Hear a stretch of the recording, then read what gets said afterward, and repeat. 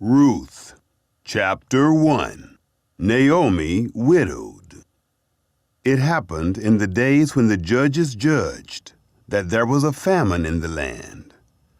A certain man of Bethlehem, Judah, went to live in the country of Moab, he and his wife and his 2 sons.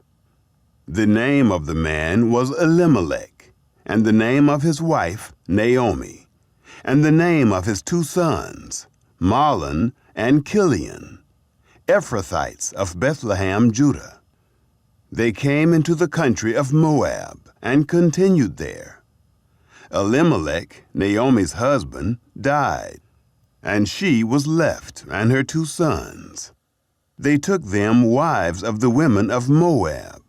The name of the one was Orpah, and the name of the other Ruth.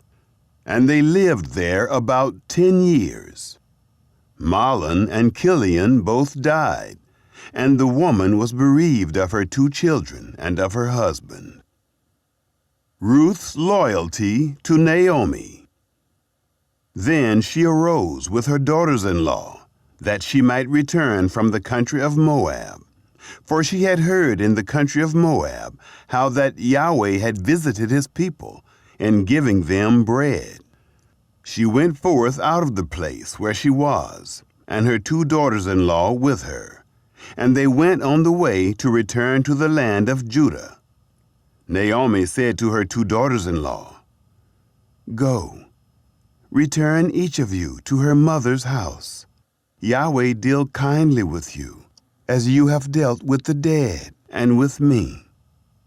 Yahweh grant you that you may find rest, each of you in the house of her husband." Then she kissed them, and they lifted up their voice and wept. They said to her, "No, but we will return with you to your people." Naomi said, "Go back, my daughters. Why do you want to go with me? Do I still have sons in my womb, that they may be your husbands? Go back, my daughters, go your way, for I am too old to have a husband. If I should say, 'I have hope,' if I should even have a husband tonight, and should also bear sons, would you then wait until they were grown? Would you then refrain from having husbands?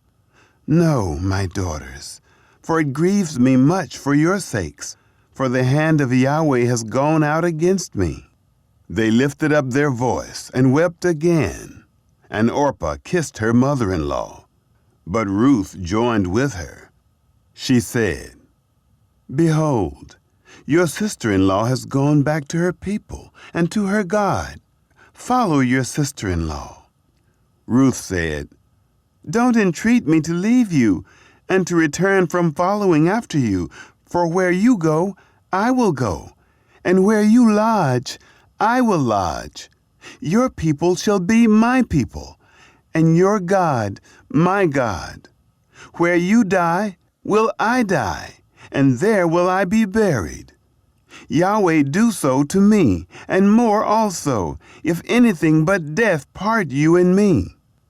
When she saw that she was steadfastly minded to go with her, she left off speaking to her. Naomi and Ruth returned to Bethlehem. So they, too, went until they came to Bethlehem. It happened, when they were come to Bethlehem, that all the city was moved about them. And the women said, "Is this Naomi?" She said to them, "Don't call me Naomi. Call me Mara, for the Almighty has dealt very bitterly with me. I went out full, and Yahweh has brought me home again, empty. Why do you call me Naomi, since Yahweh has testified against me, and the Almighty has afflicted me?" So Naomi returned, and Ruth the Moabitess, her daughter-in-law, with her, who returned out of the country of Moab, and they came to Bethlehem in the beginning of barley harvest. Chapter 2. Ruth meets Boaz. Naomi had a kinsman of her husband's, a mighty man of wealth, of the family of Elimelech, and his name was Boaz. Ruth the Moabitess said to Naomi, "Let me now go to the field and glean among the ears of grain after him in whose sight I shall find favor." She said to her, "Go, my daughter." She went and came and gleaned in the field after the reapers. And she happened to come to the portion of the field belonging to Boaz, who was of the family of Elimelech. Behold, Boaz came from Bethlehem and said to the reapers, "Yahweh be with you." They answered him, "Yahweh bless you." Then Boaz said to his servant who was set over the reapers, "Whose young lady is this?" The servant who was set over the reapers answered, "It is the Moabite lady who came back with Naomi out of the country of Moab. She said, 'Please let me glean and gather after the reapers among the sheaves.' So she came, and has continued even from the morning until now, except that she stayed a little in the house." Boaz shows favor to Ruth.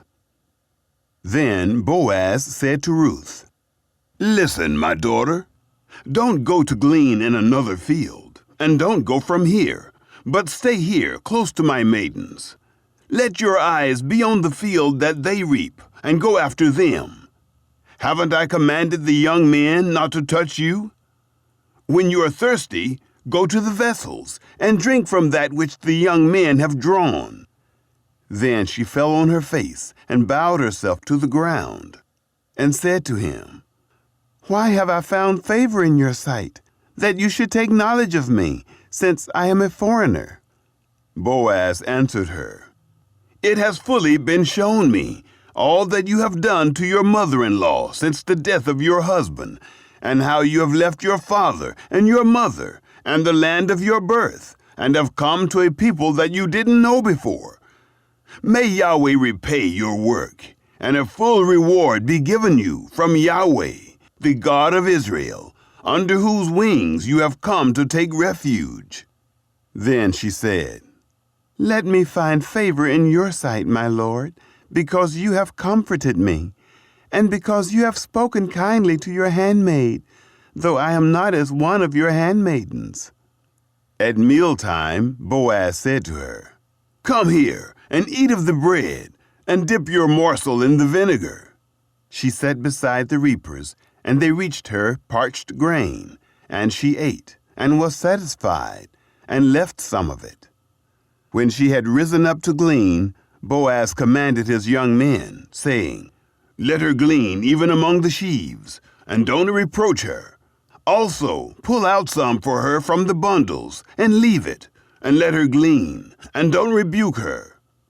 So she gleaned in the field until evening, and she beat out that which she had gleaned, and it was about an ephah of barley.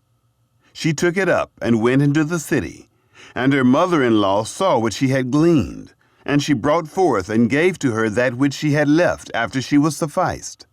Her mother-in-law said to her, "Where have you gleaned today? Where have you worked?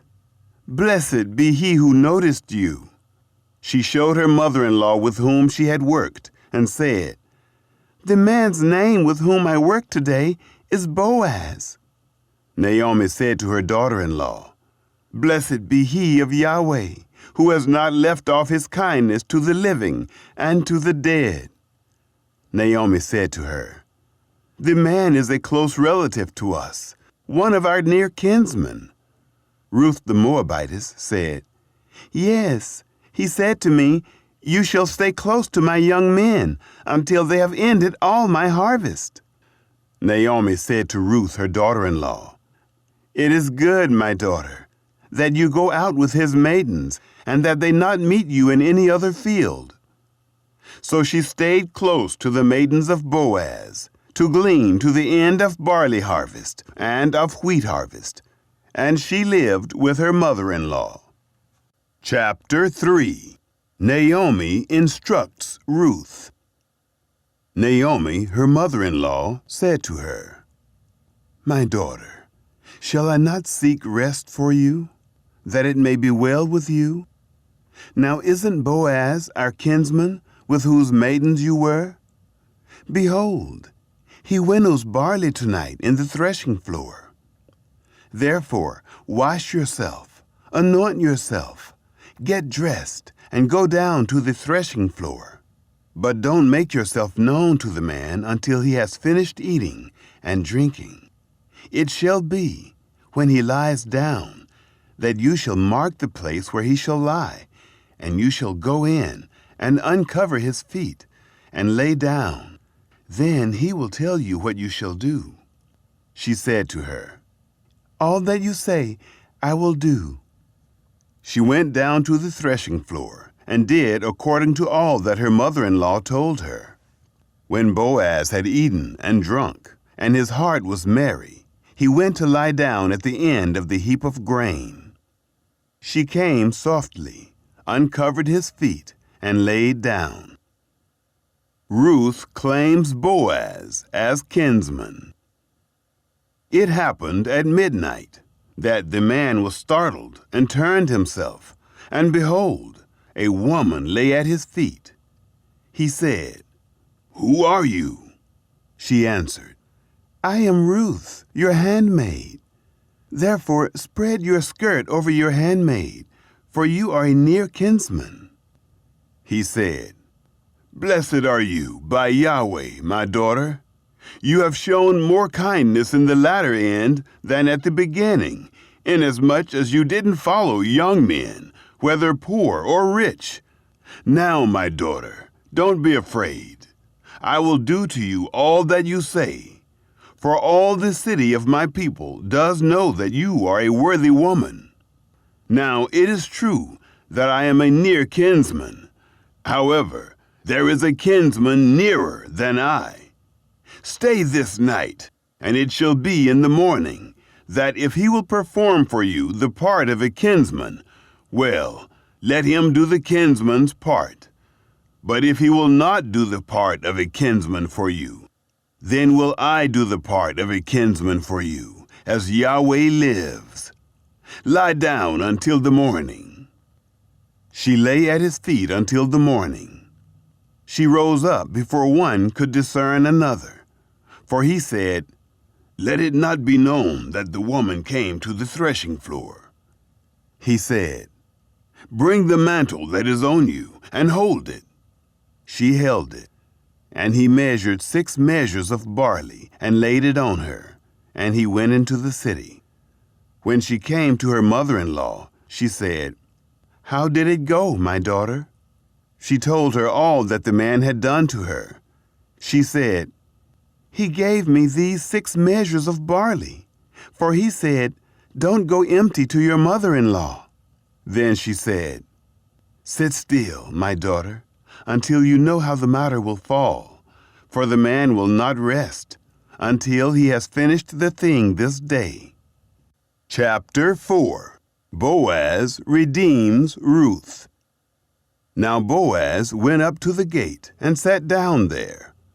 Behold, the near kinsman of whom Boaz spoke came by, to whom he said, Come over here, friend, and sit down. He turned aside and sat down. He took 10 men of the elders of the city and said, Sit down here. They sat down. He said to the near kinsman, Naomi, who has come back out of the country of Moab, is selling the parcel of land, which was our brother Elimelech's. I thought to disclose it to you, saying, Buy it before those who sit here, and before the elders of my people. If you will redeem it, redeem it. But if you will not redeem it, then tell me, that I may know. For there is no one to redeem it besides you, and I am after you.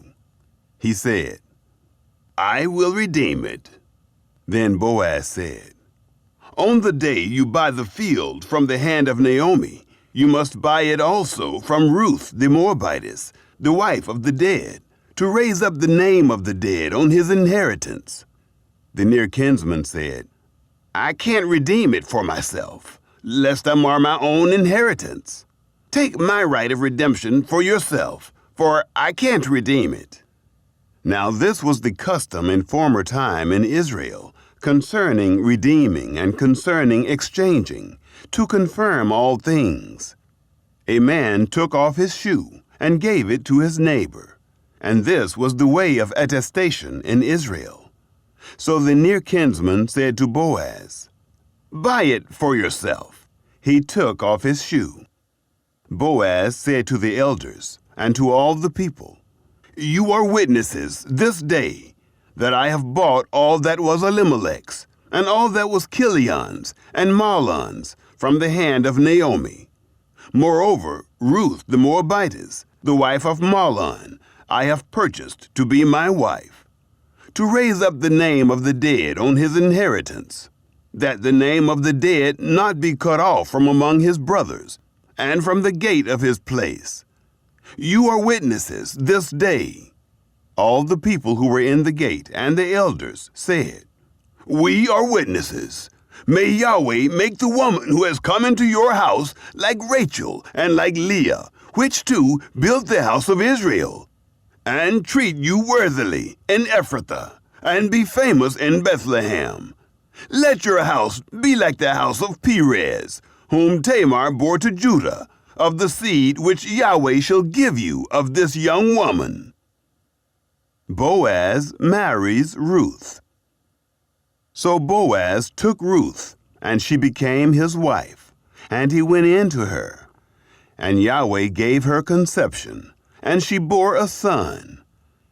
The women said to Naomi, "Blessed be Yahweh, who has not left you this day without a near kinsman, and let his name be famous in Israel. He shall be to you a restorer of life, and sustain you in your old age. For your daughter-in-law, who loves you, who is better to you than 7 sons, has borne him." Naomi took the child and laid it in her bosom, and became nurse to it. The women, her neighbors, gave him a name, saying, "There is a son born to Naomi." And they named him Obed. He is the father of Jesse, the father of David. The line of David. Now this is the history of the generations of Perez. Perez became the father of Hezron, and Hezron became the father of Ram, and Ram became the father of Amminadab, and Amminadab became the father of Nahshon, and Nahshon became the father of Salmon, and Salmon became the father of Boaz, and Boaz became the father of Obed, and Obed became the father of Jesse, and Jesse became the father of David.